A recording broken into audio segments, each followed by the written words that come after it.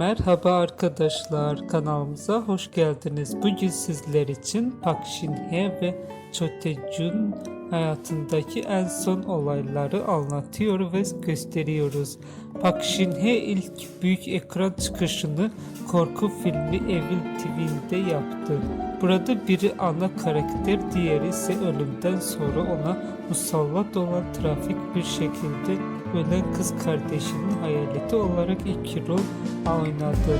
Park bu filmde olmaktan son derece mutluydu. Çünkü her zaman bir dönem filmi yapmak istiyordu. Ocak 2007 yılında Park son başarısını tekrarlamadı ve çelişkili eleştiriler aldı.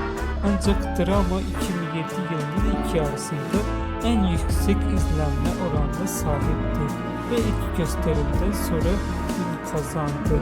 İlginiz için hepinize teşekkür ederim. Lütfen kanalıma abone olup videomu bırakmayı unutmayın. İyi seyirler.